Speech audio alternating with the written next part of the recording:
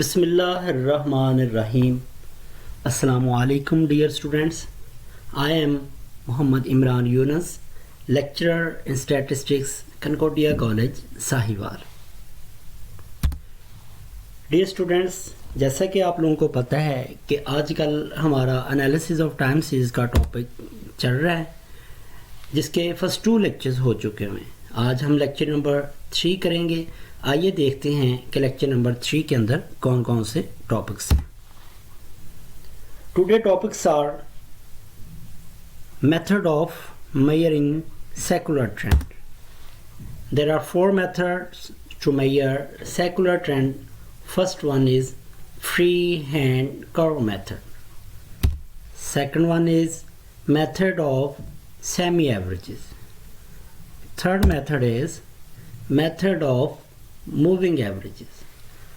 And the fourth one is method of least square. जी dear students, जैसा कि आप लोगों ने देखा कि सेकुलर ट्रेंड को मेजर करने के टोटल 4 मेथड्स हैं. अब हम इन 4 मेथड्स की डिटेल देखते हैं थ्योरेटिकली. जी डियर स्टूडेंट्स, सेकुलर ट्रेंड को मेजर करने के लिए जो हमारा फर्स्ट मेथड है वो है free hand curve method. In free hand curve method, time series is plotted on the graph paper, taking time along x-axis and time series observations along y-axis. Then freehand curve is drawn through plotted points first and last. Trend values for different time periods are studied from the graph. dear students, जैसा कि आप लोगों ने अभी देखा कि free hand curve method के अंदर हमें करना ये होता है कि हमें एक फ्री हैंड कर्व बनानी होती है. वो बनानी कैसे है? बनाने के लिए आपने सबसे पहला काम ये करना है कि जो टाइम सीरीज़ वेरिएबल की वैल्यूज़ हैं वो आप लोगों ने एक्स एक्सिस के ऊपर लेनी है. जैसे कि इस डायग्राम में आप देख रहे हैं कि टाइम जो है 1962, 1963, 64, 65, 66 और 67, ये जो टाइम सीरीज़ की वेरिएबल की वैल्यूज़ हैं ये हम लोगों ने एक्स एक्सिस पे ले ली हैं, और जो टाइम सीरीज़ वेरिएबल की जो वैल्यूज़ हैं वो हम लोगों ने वाई एक्सिस पे ली है. जी students, time on X axis, values on Y axis. अब हम लोगों ने देखना है कि 1962 ईयर की फर्स्ट वैल्यू क्या है. वो आपके पास 21 है, तो आप लोगों ने क्या किया, 1962 पे गए और इधर से आप लोग 20 से थोड़ा सा ऊपर 21 पे आपने पॉइंट लगा दिया. जो 1963 है इसकी जो वैल्यू है वो है आप लोगों के पास 1963. अब हम 1963 पे हमने जो वैल्यू लेनी है वो है 30. 1964 पे जो वैल्यू है वो है हमारी 50. इसी तरह से हमने ये सारे के सारे पॉइंट्स वो हमने ड्रॉ कर दिए. अब इन तमाम पॉइंट्स को हम लोगों ने स्ट्रेट लाइन सेगमेंट के ज़रिए आपस में कनेक्ट कर देना है. पहले फर्स्ट 2 पॉइंट को स्ट्रेट लाइन सेगमेंट से कनेक्ट किया, फिर देन, तो इस तरह से ये आपकी फ्री हैंड कर्व जो है ये ड्रॉ हो गई है. जी डियर स्टूडेंट्स, ये था हमारा first method, graphical method, free hand curve method, जो कि सेकुलर ट्रेंड को मेजर करने के लिए यूज़ होता है. अभी हम मूव करते हैं to the next method, that is method of semi averages. In this method, observed values are divided into 2 equal parts. If the number of values is odd, then middle value is ignored. Then the average of each part placed against midpoint of 2 parts. Mathematical equation for semi-average is y is equal to a plus bx. जी dear students, semi average method में होता ये है कि हम लोग जो आपका डाटा दिया गया होता है, जो ईयर्स होते हैं, जो वैल्यूज होते हैं, उसको हम 2 पार्ट्स में डिवाइड कर लेते हैं. जैसे फर्स्ट लाइन में आपने लिखा है डिवाइडेड इनटू 2 इक्वल पार्ट्स, हम 2 पार्ट्स में डिवाइड कर देंगे.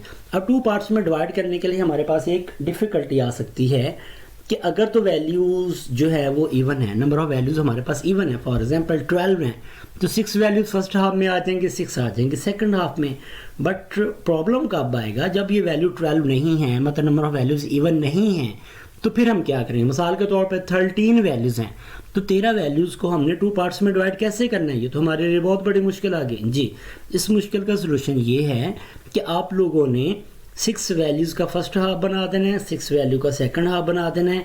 जो 30th वैल्यू आप लोगों के पास है वो आपने मिडल से इग्नोर कर देनी है, मिडल से इग्नोर कर देनी है।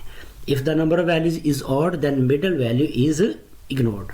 अब करना क्या होगा, जो 2 पार्ट्स हम लोगों ने बना दिए हैं, जो हाफ बना दिए हैं, आपने फर्स्ट हाफ और सेकंड हाफ का ये जो कॉलम है आपने इसको y का नाम देना है।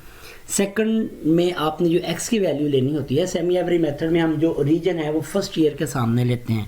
रीजन फर्स्ट ईयर के सामने का मतलब है कि फर्स्ट वैल्यू आपकी 0 आ जाएगी, देन 1 2 3 जितने भी आपको है ज़रूरत आप उनके सामने नंबर लिख के x और y का कॉलम आ जाएगा।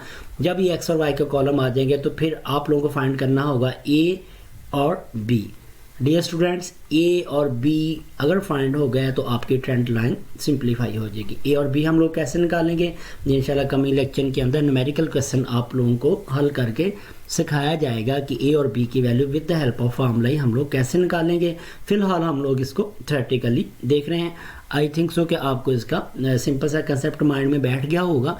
जब हम नेक्स्ट टाइम इसका न्यूमेरिकल क्वेश्चन करेंगे तो आपको ये बिल्कुल 100% क्लियर हो जाएगा।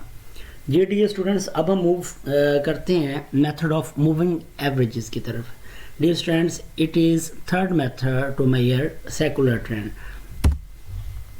Moving averages are calculated by using the first k consecutive values of observed time series, then repeat operation by discarding one value from the beginning and including next values.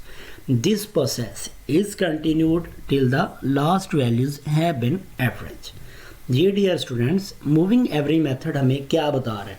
First line जो है ना हमारी, moving average are calculated by using the first K. Dear student, ये जो के है कि आपके पास 3 ईयर मूविंग भी हो सकता है, 5 भी हो सकता है, 7 भी, 9 भी, 11 भी, इन this way any year moving average. Other than this जो है मूविंग एवरेज के में जो हम चीज़ निकालते हैं वो होता है 4 क्वार्टर सेंटर मूविंग एवरेज। तो अब ये जो क्वेश्चन होता है ना कि 3 ईयर निकालें, 5 ईयर निकालें, 4 निकालें, तो ये जो है इस डिजिट को, इस नंबर को हम किसका नाम दे रहे हैं, के का। जहाँ पे हम एग्जांपल समझने के लिए, अंडरस्टैंड करने के लिए मैं ले लेता हूँ कि के हमारा 3 ईयर जो ना वो कंसेक्टिव वैल्यूज़ का हम लोगों ने मूविंग निकालना है। अब होगा डियर स्टूडेंट्स, हम लोग क्या करेंगे, जो हमारे पास फर्स्ट 3 वैल्यूज़ हैं उनको हम लोग ऐड करेंगे, ऐड करके हम तीनों वैल्यू के मिड में लिख देंगे। देन क्या होगा, repeat operation by discarding one values from the beginning. अब हम जो पहली वैल्यू है उसको उस ग्रैंड टोटल में से, 3 वैल्यूज के टोटल में से माइनस कर देंगे एंड इंक्लूड द नेक्स्ट, और नेक्स्ट वैल्यू को हम प्लस कर देंगे। इसी तरह से ये चक्कर चलता जाएगा, जो जो सम आता जाएगा उसमें से हम ऊपर से बिगनिंग से हम एक वैल्यू माइनस करते जाएंगे और नेक्स्ट वैल्यू को हम लोग इंक्लूड मतलब प्लस करते जाएंगे। दिस प्रोसेस इज कंटिन्यूड, ये सिलसिला इसी तरह चलता रहेगा till the last value have been average, जहाँ तक कि आप लास्ट वैल्यू तक आप लोग सेम मूविंग टोटल निकाल नहीं लेते। इसके बाद हम लोग, क्योंकि 3 ईयर मूविंग टोटल हमने किए हैं तो हर टोटल को हम 3 पे डिवाइड करेंगे तो हमारे पास 3 ईयर मूविंग एवरेज निकल आएगी। In this way we can find any year moving average. जी डियर स्टूडेंट्स, अब हम लोग मूव करते हैं सेकुलर ट्रेंड को मेजर करने के 4th मेथड की तरफ। 4th method is the method of least square. The principle of least square states the sum of square of the deviation of the observed values from the estimated values should be least. ये method हमें ये बताता है, least square method बताता है कि दो sum of जो स्क्वायर ऑफ डेविएशन है फ्रॉम एस्टिमेटेड वैल्यू से वो आपका कम से कम आना चाहिए। In this method we fit straight line y is equal to a plus B X and the second degree parabola पे लीस्ट स्क्वायर मेथड की मदद से हम लोग फिट कर सकते हैं y is equal to a plus B X plus C X square.